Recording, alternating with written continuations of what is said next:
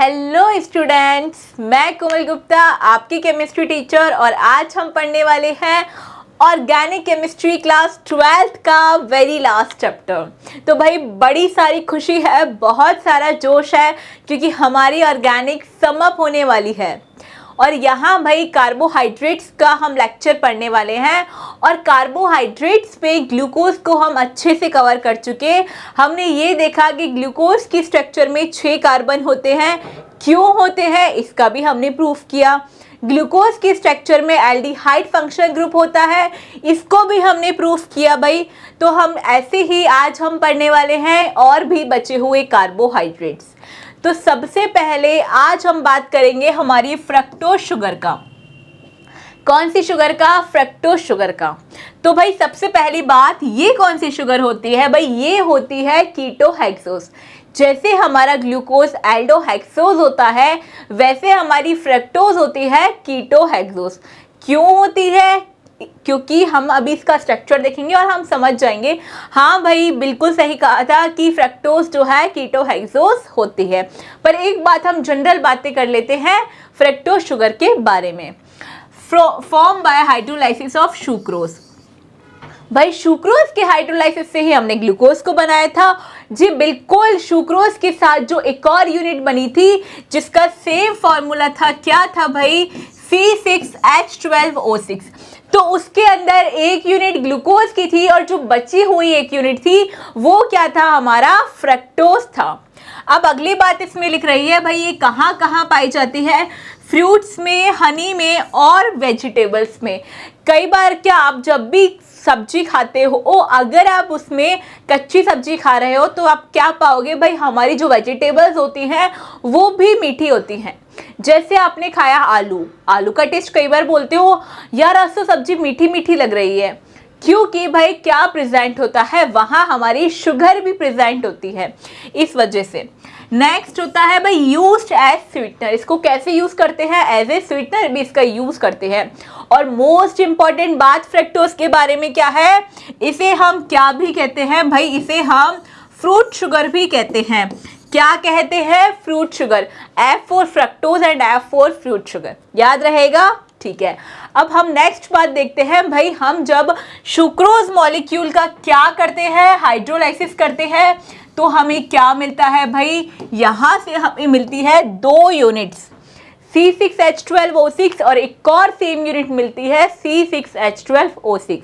अब भाई यहाँ से बहुत इंटरेस्टिंग बात है, लेकिन मैं आपको अभी नहीं बताने वाली। यहाँ से जो एक यूनिट है वो है ग्लूकोज और दूसरी यूनिट है वो है हमारा फ्रक्टोज। ग्लूकोज कैसा था? बस एल्डिहाइड ग्रुप प्रेजेंट था, इसलिए हमने क्या बोला भाई? एल्डो है, ये 6 कार्बन है इसलिए हेक्सोज।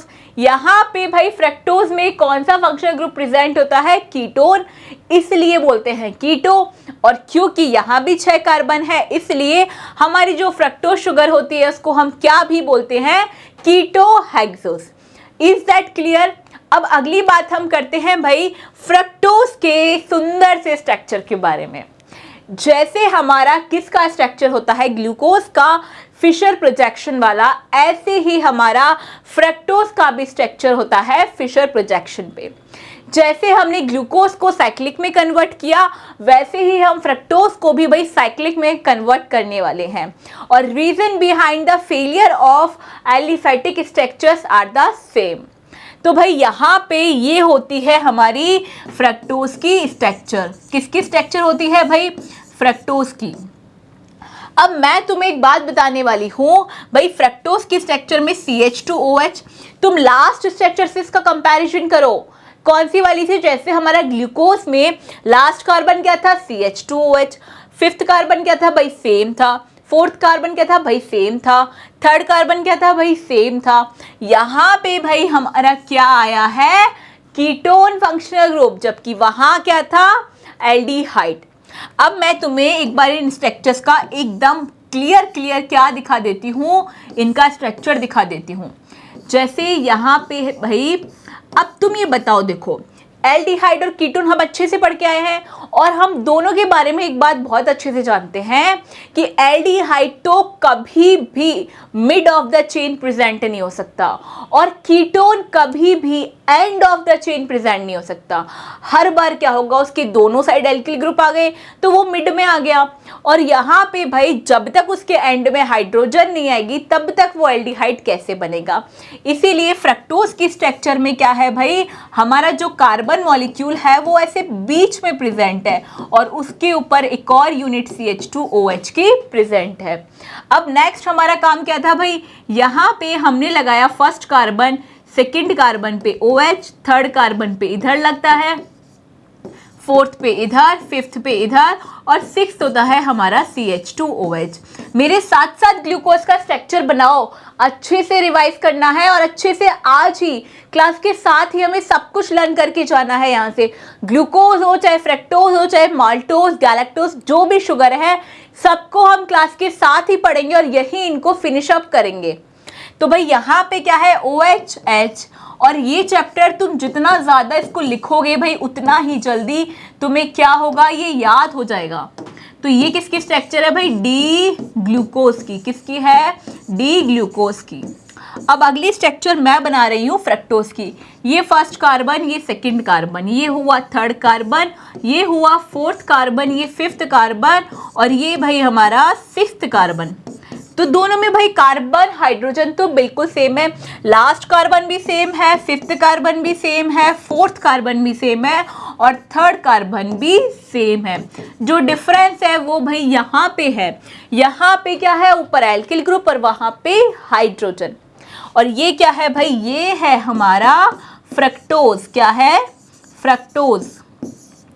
अब तुमने एक चीज़ नोटिस करी कि भाई मैंने ग्लूकोज के स्ट्रक्चर में हर बार पॉजिटिव चार्ज और फ्रक्टोज के स्ट्रक्चर में हर बार नेगेटिव चार्ज लगाया। क्यों लगाया ये हम आगे जानेंगे। और मैंने अभी आपको बोला था यहाँ एक बहुत इंटरेस्टिंग बात है, और वो इंटरेस्टिंग बात भाई यही है कि ग्लूकोज चाहे बीटा डी स्ट्रक्चर बनाई, अल्फा डी बनाई, चाहे हमने कोई भी स्ट्रक्चर ग्लूकोज की बनाई, हर बार हमने इसको पॉजिटिव ही रखा। डी ग्लूकोज में भी ये पॉजिटिव था और एल ग्लूकोज में भी भाई ये पॉजिटिव ही था, जबकि ये यहाँ पे क्या है, डी फ्रक्टोज कैसा है, नेगेटिव। अब तुम अल्फा फ्रक्टोज बनाओ, बीटा फ्रक्टोज बनाओ, हर बार क्या होगा भाई, ये नेगेटिव ही बनेगा। तो यहाँ पे भाई हमारे पास ये फ्रक्टोज की दोनों स्ट्रक्चर्स हैं। फ्रक्टोज में हमने ये स्ट्रक्चर्स की पढ़ रहे थे। अब आगे इसको तुम देखो, हम क्या कर रहे हैं, इसको साइक्लिक स्ट्रक्चर में कन्वर्ट कर रहे हैं। साइक्लिक स्ट्रक्चर में कन्वर्ट करेंगे तो हम क्या करेंगे भाई, लोन पेयर का एक्सचेंज करेंगे। लोन पेयर हम कहाँ से एक्सचेंज करते हैं, इस वाले कार्बन के लोन पेयर को हम एक्सचेंज करते हैं भाई यहाँ से कार्बन चेंज होता है और क्या बन जाती है, हमारी अच्छी खासी साइक्लिक स्ट्रक्चर यहाँ से बन जाती है। अब इस स्ट्रक्चर को भी हम किस में लगाएंगे, जैसे हमने ग्लूकोज को पायरेन रिंग में लगाया था वैसे ही हम फ्रक्टोज को भी कहीं ना कहीं तो ऐसे ही सेट करने वाले हैं। कहाँ करेंगे वो अब हम देखते हैं। देखो भाई ये होते हैं फ्रक्टोज, हमारे पास दोनों फॉर्म फ्रक्टोज की प्रेजेंट होती हैं, अल्फा भी और बीटा भी। दोनों आपस में कैसी होती हैं भाई, इंटर कन्वर्टेबल होती हैं, दोनों एक दूसरे में चेंज होती रहती हैं। अब हमने ये देखा अल्फा फ्रक्टोज और बीटा फ्रक्टोज में डिफरेंस क्या था भाई, इस एनोमेरिक कार्बन का। किसका था भाई, इस एनोमेरिक कार्बन का। मतलब जो फर्स्ट कार्बन पे जो हमारी स्ट्रक्चर्स है उनमें जो चेंज आता है, इसकी वजह से उनमें जो डायरेक्शनल चेंज है, इसकी वजह से हमने इनको क्या बोला, anomeric structures, anomeric carbons present है। अब तुम देखो भाई वहाँ पे क्या लिख रहा है, अल्फा डी ग्लूकोज, यहाँ पे क्या अल्फा डी फ्रक्टोज, यहाँ पे क्या है बीटा डी फ्रक्टोज, पर दोनों स्ट्रक्चर भाई कैसी है, नेगेटिव है। ये बात याद करते हुए चलना, दोनों स्ट्रक्चर है नेगेटिव। अब ये दोनों स्ट्रक्चर नेगेटिव है, ठीक है। जैसे हमने उसको पायरेनोज रिंग में सेट किया ग्लूकोज को, वैसे ही भाई इसको हम सेट करते हैं फ्यूरेन रिंग में। कौन सी रिंग में, फ्यूरेन। ग्लूकोज को पायरेन में और फ्रक्टोज को F4 fructose, F4 fruit sugar and F4 furan ring. Same he trick है, कौन सी वाली, लेफ्ट टॉप, जो भी लेफ्ट पे होगा वो कहाँ आएगा बच्चों, टॉप पोजीशन पे आएगा। तो बनाए भाई हम इसका स्ट्रक्चर साइक्लिक वाला, हमने बनाई ये पायरेन रिंग, बिल्कुल वापस से बना लेते हैं एक और बार। ये बन गई भाई हमारी पायरेन रिंग। पहला काम क्या है हमारा, ये बॉन्ड्स लगाना। बॉन्ड्स लगाने के बाद हमने देखा ये कौन से कार्बन से जुड़ा हुआ है, सेकंड से और फिफ्थ से, मतलब इस ऑक्सीजन के एक साइड सेकंड आएगा और एक साइड फिफ्थ आएगा, तो ये आ गया फिफ्थ भाई, ये हो गया सेकंड। अब सेकंड कार्बन के टॉप पे क्या आएगा, CH2OH, क्योंकि कहाँ पे है भाई, जो भी चीजें लेफ्ट पे है वो कहाँ पे आएगी, टॉप पे। लेफ्ट पे है तो टॉप पे आया, बचा क्या उस कार्बन पे, ये OH, तो ये कहाँ जाएगा भाई, बॉटम पे। अब यहाँ लेफ्ट पे क्या है, OH, तो थर्ड कार्बन पे लेफ्ट पे है भाई OH, तो आएगा टॉप पे। फोर्थ कार्बन पे लेफ्ट पे क्या है, हाइड्रोजन, तो क्या आएगा भाई यहाँ पे, हाइड्रोजन, तो ये हो गया हाइड्रोजन और यहाँ आ जाएगा हाइड्रोक्सी ग्रुप। अब फिफ्थ कार्बन पे मैंने आपको बोला है CH2OH ग्रुप कहाँ पे आएगा भाई, ये हमेशा टॉप पोजीशन ही लेते हैं क्योंकि ये बड़े ग्रुप्स हैं इसलिए। और ये बन गई हमारी किसकी स्ट्रक्चर बच्चों, फ्रक्टोज की स्ट्रक्चर। और कौन सा फ्रक्टोज है, ये है हमारे पास alpha D negative fructose.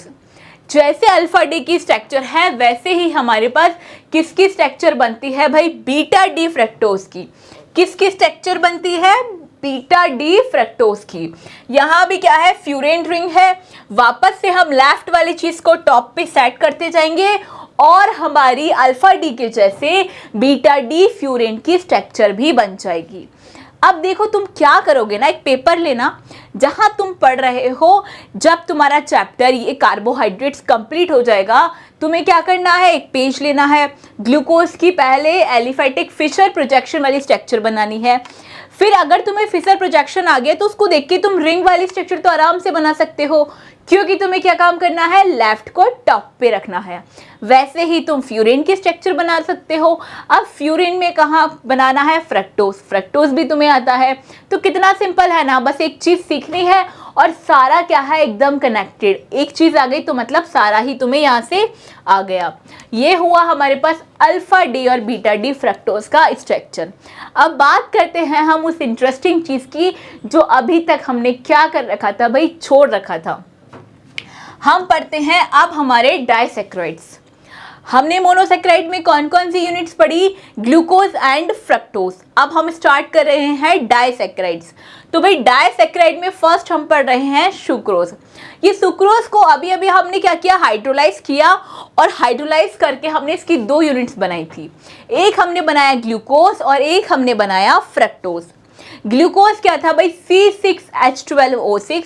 Fructose भी क्या था, C6H12O6।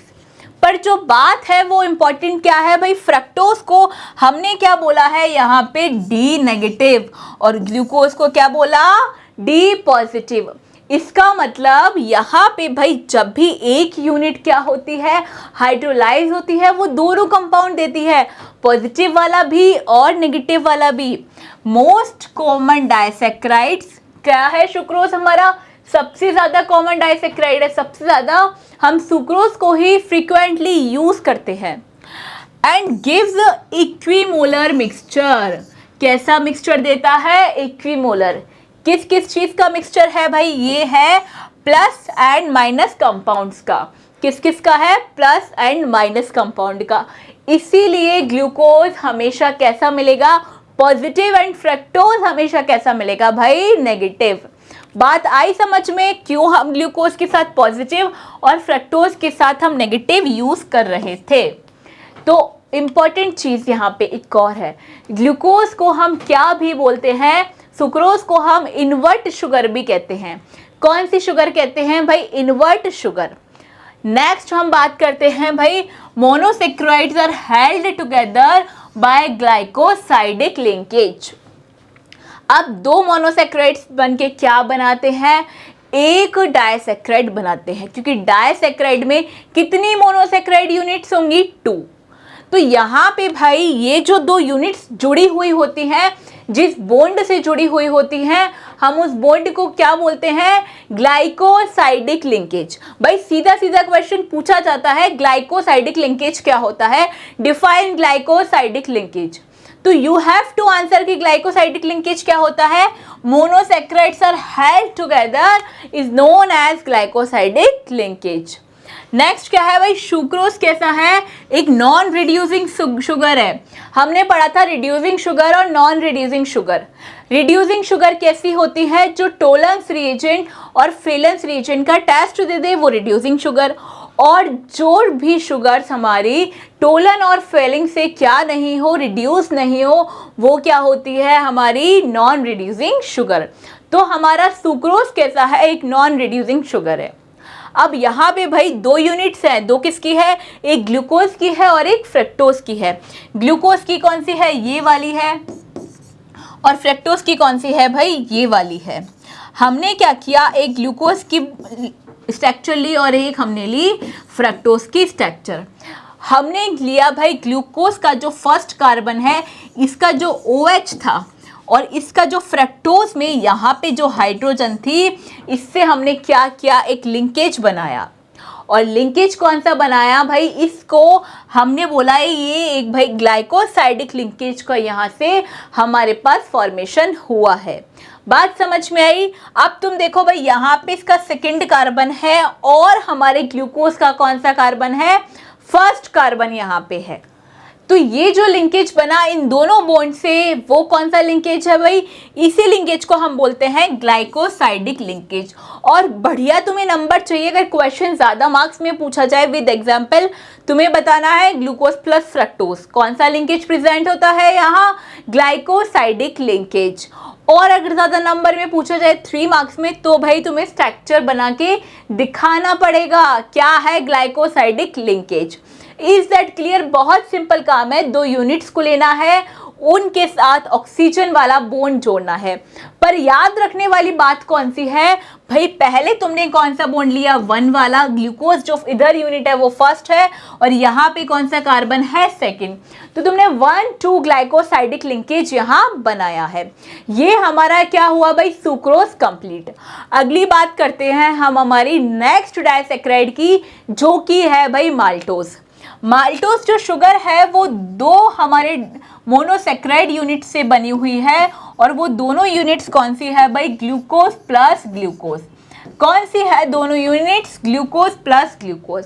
अब इसमें है एक अल्फा डी ग्लूकोज और एक हमारे पास है भाई बीटा डी ग्लूकोज। हमने क्या किया, अल्फा डी ग्लूकोज को बनाया और बीटा डी ग्लूकोज का स्ट्रक्चर बनाया।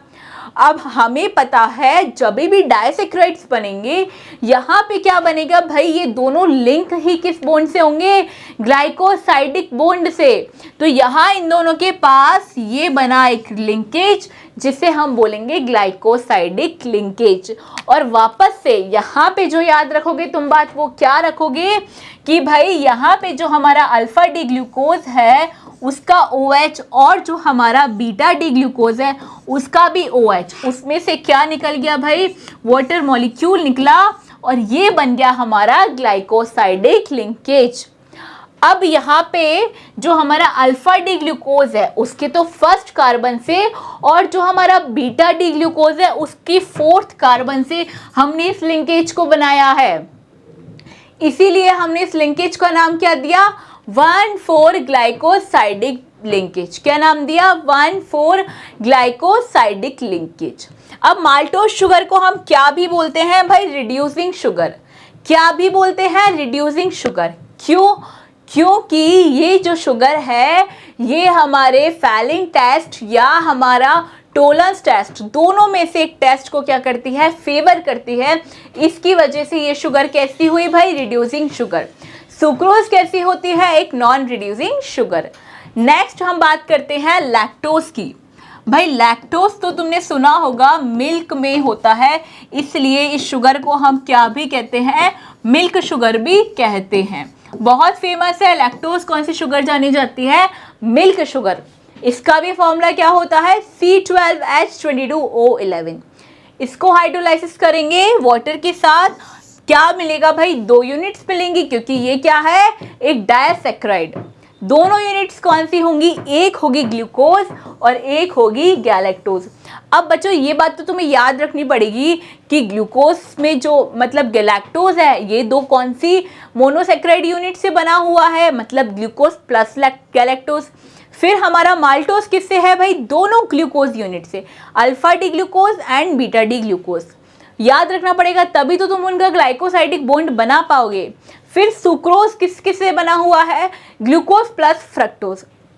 सुक्रोज तो भाई अच्छे से याद करना, सुक्रोज से तो क्वेश्चन आता भी है क्योंकि सुक्रोज में तुम्हारा ग्लूकोज भी है और फ्रक्टोज भी है और दोनों डिटेल में है, इसलिए तुम्हें ये भी पता होना चाहिए कि ग्लूकोज किससे फॉर्म हो रहा है, फ्रक्टोज किससे फॉर्म हो रहा है, कौन सी डाइसेक्राइड यूनिट से हमें फ्रक्टोज मिलता है, कौन सी डाइसेक्राइड यूनिट से हमें ग्लूकोज मिलता है और कौन सी डाइसेक्राइड यूनिट से हमें गैलेक्टोज मिल रहा है। हमने अभी पढ़ा लैक्टोज और हम इसे भी क्या बोलते हैं भाई, रिड्यूसिंग शुगर। अब रिड्यूसिंग शुगर कौन कौन सी है हमारे पास, माल्टोज और लैक्टोज। नॉन रिड्यूसिंग कौन सी है भाई, नॉन रिड्यूसिंग हमारे पास है सुक्रोज। ये बात हुई किसके बारे में भाई, लैक्टोज के बारे में। अब बात करते हैं इनके बीच में जो क्या होता है, ग्लाइकोसाइडिक लिंकेज होता है वो कैसा होता है भाई। ये हमारे पास है बीटा डी ग्लूकोज की यूनिट, जिससे तुम अच्छे से सारे बच्चे जानते हो, भली भांति इसको पढ़ चुके हो। यहाँ भाई गैलेक्टोज की स्ट्रक्चर को हम पढ़ लेते हैं। गैलेक्टोज में क्या होता है भाई, फर्स्ट वाला कार्बन OH HOH, मतलब इसकी स्ट्रक्चर भाई यहाँ तक तो एकदम सिमिलर होती है। जो डिफरेंस यहाँ पे होता है वो क्या होता है भाई, ये वाला जो कार्बन है इसमें OH ऊपर और H नीचे, ज़्यादा डिफरेंस नहीं है, सारी स्ट्रक्चर एक जैसी हैं। एक जैसी तो होंगी ही ना, क्योंकि इनके फॉर्मूला सारे सेम है। सबके मॉलिक्यूलर फॉर्मूला क्या है, C6H12O6। तो स्ट्रक्चर का सेम हो, स्ट्रक्चर्स का अलग होना तो बहुत कॉमन बात है और ज़्यादा डिफरेंस नहीं है किसी की भी स्ट्रक्चर में। तो यहाँ पे भाई हम जो भी लिंकेज बनाते हैं उसको हम पहले लिखते हैं और नेक्स्ट को हम बाद में लिखते हैं। तो यहाँ पे इनके बीच में जो लिंकेज बना है ये कौन सा है भाई, यहाँ पे हमारे पास है ग्लाइकोसाइडिक 1,4 लिंकेज। अब तुम सोचो इसमें कौन कौन सी यूनिट है, गैलेक्टोज एंड ग्लूकोज। फर्स्ट वाला लिंकेज हमने किससे लिया है, गैलेक्टोज यूनिट से, एंड सेकंड वाला कौन सा लिया है, ग्लूकोज यूनिट से। और ये हमारा क्या बना भाई, ये हमारा डाइसेक्राइड बना जो कि है लैक्टोज शुगर या फिर मिल्क शुगर, या और ये एक रिड्यूसिंग शुगर भी है। तो हमने देख लिया ग्लूकोज, हमने गैलेक्टोज देख लिया, हमने साथ में क्या देख लिया, इसके साथ एक और यूनिट होती है जो कि है भाई बीटा डी गैलेक्टोज की, और ये मिलके लैक्टोज का फॉर्मेशन करते हैं। हमने सुक्रोज का फॉर्मेशन पढ़ लिया, माल्टोज का पढ़ लिया और लैक्टोज का भी पढ़ लिया। अब नेक्स्ट हम बात करते हैं भाई पॉलीसेक्राइड्स की। पॉली मतलब बहुत सारे और सैक्राइड्स मतलब शुगर, मतलब ऐसी यूनिट्स जिनको हम क्या करें, हाइड्रोलाइसिस करें तो हमें बहुत ज़्यादा यूनिट्स हमें मिलेगी। जैसे डाइसेक्राइड्स को अभी हम तोड़ रहे थे तो हमें 2-2 यूनिट्स मिल रही थी, लेकिन पॉलीसेक्राइड्स क्या है, जब हम इनको तोड़ेंगे तो हमें 2 से बहुत ज़्यादा यूनिट्स यहाँ मिलेंगी। जैसे पॉलीसेक्राइड में मान लो तुमने क्या किया, स्टार्च, सेल्यूलोज और ग्लाइकोजन, ये तीनों क्या है भाई, ये तीनों हमारे क्या है, पॉलीसेक्राइड्स हैं। ग्लाइकोजन क्या होता है भाई, ग्लाइकोजन हमारी बॉडी पे ये जो फैट स्टोर होता है ये होता है ग्लाइकोजन। सेल्यूलोज क्या है भाई, सेल्यूलोज यहाँ पे जो एनिमल्स घास फूस खाते हैं उसमें प्रेजेंट होता है, और बहुत ज़्यादा मुझे डिटेल में नहीं पता भाई, बायो के बच्चों को ये बात अच्छे से पता होगी सेल्यूलोज किस किस में प्रेजेंट होता है। फिर हम बात करते हैं भाई स्टार्च किस में प्रेजेंट होता है, जो भी चिपचिपी चीज़ें होती हैं उसमें स्टार्च जो है प्रेजेंट होता है, जैसे हमारा भिंडी, लेडी फिंगर, ठीक है। तो ये यूनिट्स क्या है, ब्रेक डाउन होने पे, हाइड्रोलाइसिस होने पे बहुत ज़्यादा छोटी यूनिट्स में, मोनोसेक्राइड यूनिट्स में क्या होती है, ब्रेक डाउन होती है। और हमने क्या पढ़ा भाई, ग्लूकोज के फॉर्मेशन में हम पढ़ रहे थे कि स्टार्च से भी क्या मिलता है, हमें ग्लूकोज मिलता है, ठीक है। अब हम पढ़ते हैं भाई सबसे पहले स्टार्च के बारे में। स्टार्च क्या है, polymer of alpha glucose and consist of 2 components. ये क्या है, अल्फा ग्लूकोज का पॉलीमर है, मतलब बहुत सारे क्या प्रेजेंट होंगे, यहाँ ग्लूकोज की यूनिट्स प्रेजेंट होंगी। अभी भाई यहाँ पे 2 कंपोनेंट्स प्रेजेंट होते हैं। Amylose and amylopectin. कौन कौन से? Amylose and amylopectin. स्टार्च के पास दो कंपोनेंट होते हैं, अमाइलोज एंड अमाइलोपेक्टिन। तो भाई अमाइलोज क्या होता है? पहली बात तो भाई अमाइलोज जो है कैसी स्ट्रक्चर होती है? वाटर सॉल्यूबल होता है। अगली चीज़, इसमें कितने कंटेन अबाउट 50 to 20% स्टार्च इसमें प्रेजेंट होता है। मतलब हम ये भी बोल सकते हैं भाई यहाँ पे जो स्टार्च है वो कम अमाउंट में प्रेजेंट होता है, जबकि अमाइलोपेक्टिन में इससे ज़्यादा अमाउंट में प्रेजेंट होता है। नेक्स्ट भाई unbranched long chain with 200 to 1000 alpha D glucose structure. कितनी? 200 to 1000 alpha D glucose present होती है इसमें स्ट्रक्चर की। अभी तक डाइसैकेराइड में सिर्फ 2 ही यूनिट थी, जबकि यहाँ पे कितनी है भाई? 200 to 1000। नेक्स्ट क्या है? विथ C1C4 लिंकेज के साथ। कौन सा लिंकेज प्रेजेंट होता है इसमें? C1C4। मतलब एक ग्लूकोज यूनिट का तो फर्स्ट कार्बन और दूसरी ग्लूकोज यूनिट का फोर्थ कार्बन भाई यहाँ पे प्रेजेंट होता है। ये होती है हमारी क्या? अमाइलोज की स्ट्रक्चर। भाई ऐसी होती है हमारी अमाइलोज की स्ट्रक्चर। यहाँ देखो ग्लूकोज का 1 स्ट्रक्चर, फिर फोर्थ, फिर 1, फिर 4, ऐसे थाउजेंड्स यूनिट जुड़ी हुई होती है। Glucose 1,4 linkage, glucose 1,4 glycosidic linkage, ऐसे बहुत बड़ी चेन बनती है, फिर बनाता है अमाइलोज का फॉर्मेशन। जैसे अमाइलोज होता है भाई, ऐसे ही हम पढ़ते हैं अमाइलोपेक्टिन को। अमाइलोपेक्टिन कैसा होता है? Insoluble in water. इसमें देखो कंटेन 80 to 85% ऑफ स्टार्च। इसमें स्टार्च का अमाउंट कितना होता है? 80 to 85%। भाई वहां पे कितना था? 15 to 20% only. Branch long chain polymer of alpha D glucose and it's held by glycosidic 1,6 linkage. कौन सा लिंकेज? 1,6। अमाइलोज में क्या था भाई? 1,4 लिंकेज। तो क्या तुम अमाइलोज और अमाइलोपेक्टिन में थोड़ा डिफरेंस क्रिएट कर सकते हो? भाई ये क्या है? वाटर इनसॉल्यूबल, जबकि अमाइलोपेक्टिन कैसा है? Water insoluble. इसमें कितना परसेंट है? 15 to 20। वहाँ कितना है भाई? 80 to 85%। अनब्रांच्ड लॉन्ग चेन वहाँ कैसी है? Branched long chain with 200 to 1000%। कौन सा लिंकेज है? C1C4। वहाँ पे कौन सा है भाई? C1C6 linkage. तो भाई तुम्हें मैंने ये जो डिफरेंस बताया है ये इसलिए नहीं बताया कि ये हवा में बात कर रही हूँ, ये इसलिए बताया है क्योंकि ये क्वेश्चन भाई एग्जाम में पूछा जाता है, पूछा गया है, difference between amylose and amylopectin. तो तुम्हें दोनों डिफरेंसेस बताने हैं। अब इनके स्ट्रक्चर तुमसे कोई नहीं पूछने वाला कि भाई कौन सा स्ट्रक्चर है, आप बताओ। इतना बड़ा स्ट्रक्चर तुम्हें कभी नहीं बनाना, पेपर में कोई नहीं पूछेगा। यहाँ पे इनके लिंकेज भाई, क्योंकि पेपर ऑब्जेक्टिव है तो बहुत प्रोबेबिलिटी है कि क्वेश्चन ऐसे आएगा। लिंकेज इसमें अमाइलोज में कौन सा होता है? C1C4, C1C6, C1C2 या फिर C1C3। कोई भी लिंकेज उसमें दे दिया, तुम्हें बताना है कौन सा वाला करेक्ट है। ऐसे ही क्वेश्चन अमाइलोपेक्टिन में ही पूछा जाएगा। यहाँ पे भाई ब्रांच्ड चेन होती है C1 और किसके बीच में? C6 कार्बन के साथ ही जो स्ट्रक्चर है प्रेजेंट होती है, और साथ में C1C4 अल्फा लिंक है, और यहाँ पे कौन सा है भाई? ब्रांच के साथ C1C6 लिंकेज जो है यहाँ प्रेजेंट है। तो तुम देख पा रहे हो कितनी ब्रांच और कॉम्प्लेक्स स्ट्रक्चर इसके प्रेजेंट होगी। ये तो सिर्फ एक ही यूनिट तुम्हें दिख रही है, ऐसी थाउजेंड्स ऑफ यूनिट्स मिलके क्या बनता है? अमाइलोपेक्टिन। और ऐसे ही क्या बनता है भाई? अमाइलोज।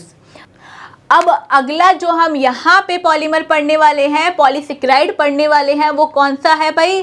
सेल्यूलोज। जैसे अभी हमने पढ़ा स्टार्च, वैसे ही होते हैं सेल्यूलोज। भाई सेल्यूलोज तुमने सुना तो है, ये क्या होता है? It is a straight chain polysaccharide composed only of beta D glucose units. कौन सी यूनिट्स होती है? बीटा डी ग्लूकोज यूनिट्स, ठीक है। Joined by C1C4 glycosidic linkage. यहाँ कौन सा लिंकेज है? C1C4। यूनिट्स कौन सी होगी भाई? Beta D glucose. अब देखते हैं हम सेल्यूलोज का स्ट्रक्चर कैसा होता है। भाई सेल्यूलोज में क्या है? C1 और C4 कार्बन, C1 और C4 कार्बन। तो ऐसे प्रेजेंट होती है किसकी स्ट्रक्चर? सेल्यूलोज की। मैं तुमसे क्या बोल रही हूँ भाई? तुमसे कोई इनका स्ट्रक्चर नहीं पूछेगा, कि स्ट्रक्चर बना के दो, क्या पूछेगा लिंकेज कौन सा है, और यहाँ पे भाई मोनोसैकेराइड यूनिट्स कौन सी है, जैसे यहाँ पे कौन सी है बीटा डी ग्लूकोज, और यहाँ लिंकेज कौन सा है C1C4 ग्लाइकोसाइडिक लिंकेज। ये क्वेश्चन है आने वाले, फालतू चीज़ें पढ़ने की ज़रूरत नहीं है, लेकिन अगर स्ट्रक्चर्स एक बार देख लोगे तो समझ में आ जाएगा स्ट्रक्चर कैसी होती है, ब्रांच्ड है अनब्रांच्ड है, कैसी स्ट्रक्चर जो है गिवन है। अगली बात हम करते हैं भाई ग्लाइकोजन्स की। ग्लाइकोजन क्या होते हैं, मैंने बोला फैट टिश्यूज जो हमारी बॉडी पे क्या होता है स्टोर होता है, ये होता है glycogen. Structure is similar to amylopectin and more highly branched. तुमने देखा स्टार्च में अमाइलोज पढ़ा, अमाइलोपेक्टिन पढ़ा, फिर हमने सेल्यूलोज पढ़ा, तो सेल्यूलोज और अमाइलोज का स्ट्रक्चर तो भाई बहुत ज़्यादा कैसा नहीं था, कॉम्प्लेक्स नहीं था, लेकिन अमाइलोपेक्टिन का स्ट्रक्चर कैसा था, C1C4 लिंकेज भी दिखा रहा था, C1C6 लिंकेज भी दिखा रहा था। भाई ऐसा ही हाईली ब्रांच्ड इवन ज़्यादा किसका स्ट्रक्चर होता है, ग्लाइकोजन का स्ट्रक्चर होता है। फाउंड्स इन ईस्ट में मिलता है, फंजाई में, मसल्स में, ब्रेन एंड लिवर में। ये बात याद रखनी है भाई, ये कहाँ कहाँ मिलता है, मसल्स एंड लिवर में मिलता है, ईस्ट, फंजाई एंड मसल्स में भी ये मिलता है। अगली बात हम करते हैं इंपॉर्टेंस ऑफ कार्बोहाइड्रेट। अब हमारे कार्बोहाइड्रेट्स तो हमने पढ़ लिए, अब ये हमने जो पढ़े हैं, इतनी रामायण जो करी है, ये क्यों करी है भाई, they are essential for plants and animals as a source of energy. किसके लिए असेंशियल है भाई, प्लांट्स के लिए और एनिमल्स के लिए। As a source of energy हम कार्बोहाइड्रेट को यूज करते हैं। अगली चीज, they form structures material for cell. कैसा स्ट्रक्चर बनाते हैं, किसके लिए बनाते हैं, सेल के लिए बनाते हैं। Next, they provide raw material for textile. बिल्कुल सही बात है, पेपर्स के लिए और अल्कोहल इंडस्ट्री में भी क्या करते हैं, ये यूज़ किए जाते हैं। सारे जितने भी हमारे क्या है भाई, हमारे कार्बोहाइड्रेट्स हैं, उनको हम टेक्सटाइल इंडस्ट्रीज में भी यूज़ करते हैं, पेपर में भी और अल्कोहल इंडस्ट्रीज में भी। Monosaccharides are also present in nucleic acids. Nucleic acids में भी मोनोसैकेराइड प्रेजेंट होते हैं, और ये बात हम आगे जाके करने वाले हैं। जब हम न्यूक्लिक एसिड्स पढ़ेंगे तब हम ये बात करेंगे कि भाई हाँ, न्यूक्लिक एसिड में भी क्या प्रेजेंट है, हमारा मोनोसैकेराइड। तो भाई यहाँ पे हमारे सारे कार्बोहाइड्रेट्स खत्म हुए। कितनी जल्दी जल्दी हमारा चैप्टर खत्म होने जा रहा है ना, और एक्साइटमेंट भी बढ़ती जा रही है, क्योंकि ऑर्गेनिक केमिस्ट्री हमारी अबाउट टू फिनिश है। तो फिर मिलते हैं अगली क्लास में, तब तक के लिए पढ़ते रहिए, हंसते रहिए। Thank you.